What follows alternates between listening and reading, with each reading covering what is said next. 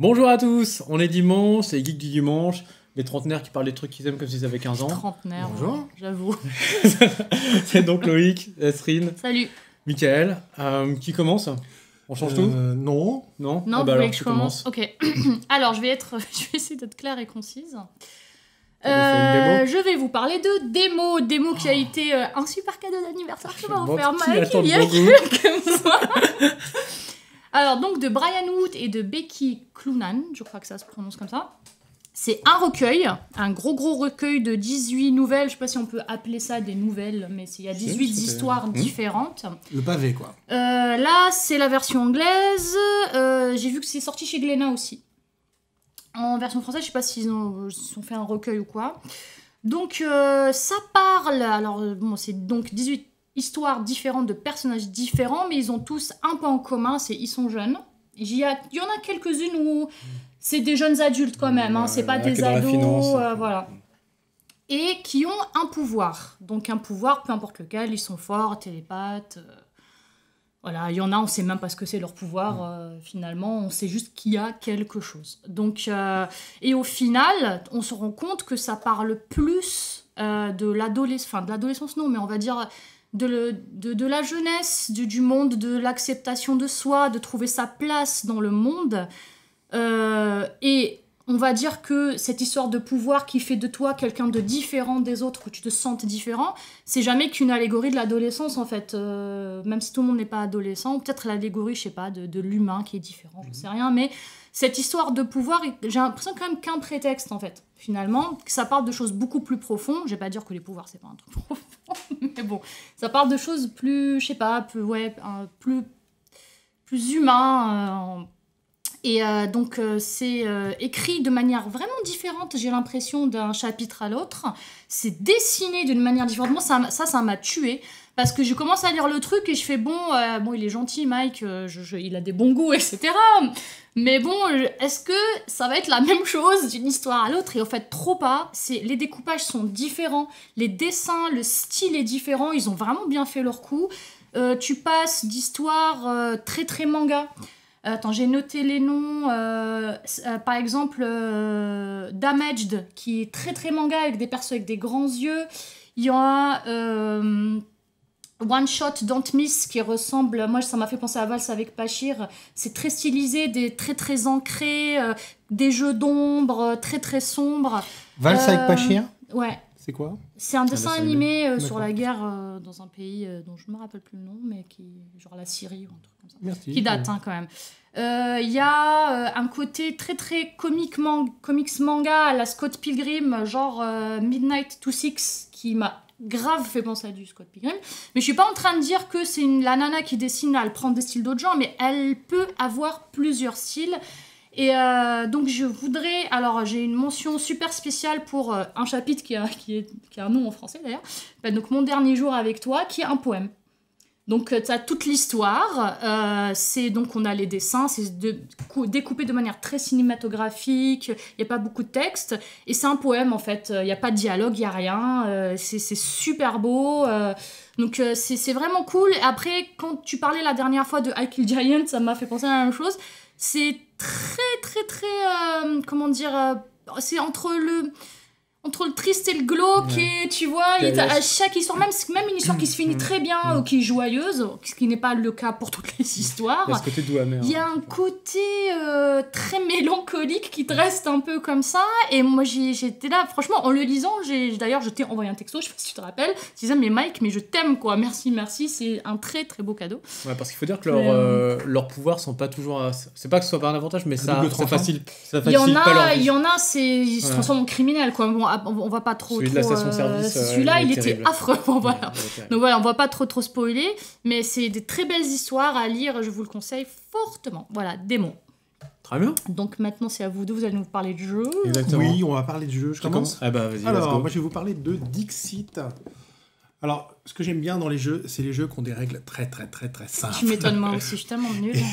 Je soupçonne toujours les jeux avec des règles compliquées de vouloir noyer le poisson parce qu'il y a un défaut dans le jeu. Et là, non. Là, c'est d'une limpidité, d'une simplicité absolue. Donc, vous avez des cartes. Toutes les cartes sont différentes, il n'y en a pas une seule pareille. Les règles sont faciles, mais le jeu ne l'est pas. Oui, il faut vraiment être malin. Subtil. Le jeu est très subtil. Donc chacun a son lot de cartes, et la première personne qui va proposer une carte à retourner, il va donner un indice. Ça peut être une phrase, ça peut être une charade, un mot-clé, ça peut être juste un mot-clé. Voilà. Et chaque personne, par exemple, il va donner le mot éléphant. Et chaque personne, dans son jeu, va prendre une carte où il y aurait un élément qui corresponde à éléphant, ou à rêverie. C'est vraiment les possibilités sont juste infinies, c'est juste la proposition que vous faites. Et ensuite, on va réunir les cartes, on va les mettre dans le pot, on va les mélanger, on va les retourner, et chacun va voter pour quelle est la bonne carte. Alors chacun saura quelle est sa propre carte, donc il sait que c'est pas la bonne, puisqu'il doit trouver celle de la carte de celui qui a commencé. Et celui qui a commencé, évidemment, ne vote pas. Et la subtilité du jeu, elle tient en un seul point précis, c'est que si tout le monde trouve, la personne perd. La personne qui a proposé sa carte perd, parce que c'était trop évident. Il faut qu'on trouve, mais pas trop, quoi. Donc il faut obtenir le maximum de voix, sauf une, au moins, pour apporter le maximum de points. Et évidemment, si votre carte est bien choisie, si vous êtes un adversaire et que vous avez bien choisi votre carte, ceux qui ont voté pour vous rapportent des points. Voilà, j'ai résumé le jeu. C'est super simple et c'est vraiment fantastique et très subtil, et ça dépend absolument des joueurs en fait. Ça dépend vraiment de la capacité des joueurs à être subtil. Puis si tu connais bien les gens aussi, ça facilite. Alors, les choses. Il existe jusqu'à présent 7 extensions, la dernière c'est la 7.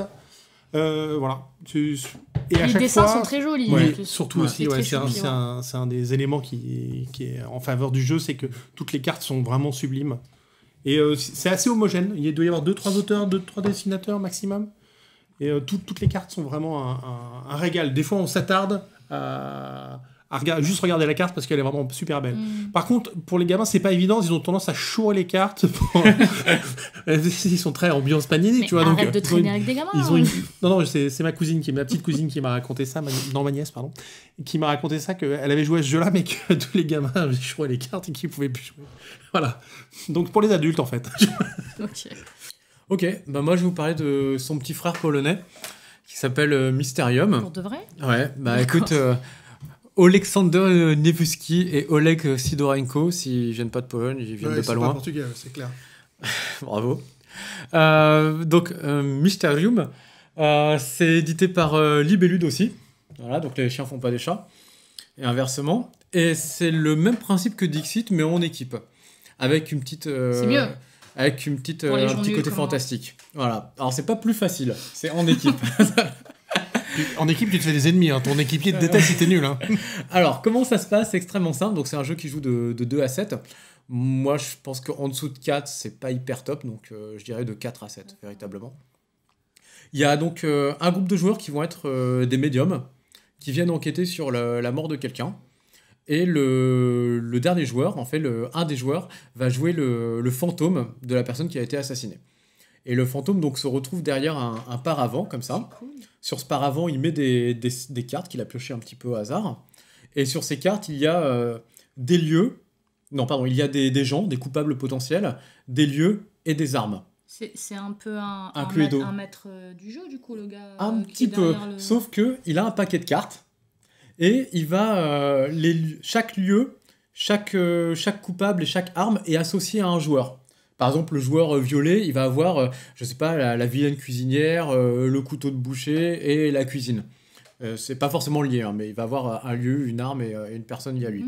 Et le fantôme, en fait, va devoir donner des cartes, autant qu'il veut de sa main, aux joueurs, pour leur faire deviner, à chaque fois, un coupable potentiel qui leur est lié, un lieu et une arme. Et il y a un sablier, parce qu'ils ont un temps limité. Le fantôme peut évidemment pas leur parler. En fait, il va leur filer des cartes qui font penser aux coupables. Et les joueurs, par contre, peuvent parler entre eux. Ils peuvent notamment faire un vote de confiance ou non. C'est-à-dire que, par exemple, je pense que vu les cartes qu'on m'a données, je sais pas, une pâtisserie, dans une cuisine, etc., je pense que c'est la cuisinière, donc je vais mettre mon pion sur la cuisinière.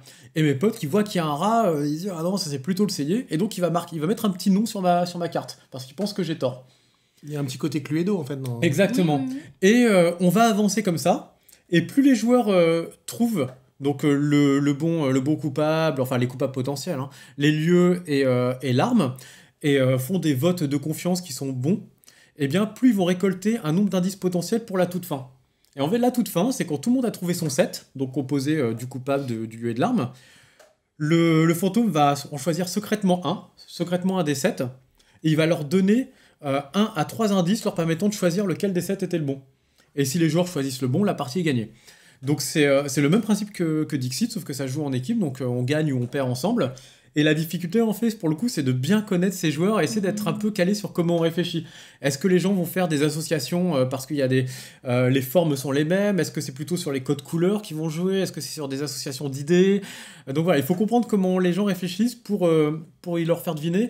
Et parfois, on se retrouve dans une situation où on n'a pas des cartes qui correspondent, donc on veut cycler, on veut prendre un autre jeu de cartes. Donc par exemple, un joueur où on sait qu'il a compris laquelle était au prochain coup, on va lui filer toutes les cartes, parce que c'est pas très grave qu'il ait toutes les cartes, ça n'a aucun rapport. C'est pour en retrouver d'autres pour les autres joueurs.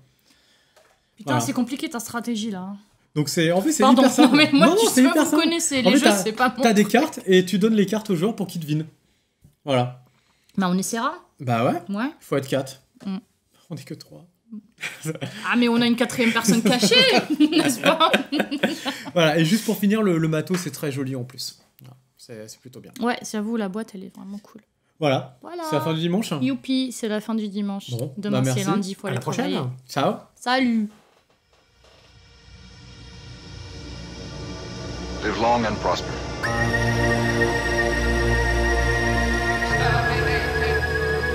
Exterminated, extermination, extermination. It's over 9,000! Le geek du dimanche 11, première prise. Bonjour à tous. Non. Ah bonjour. Attends, on va se... Hop, voilà.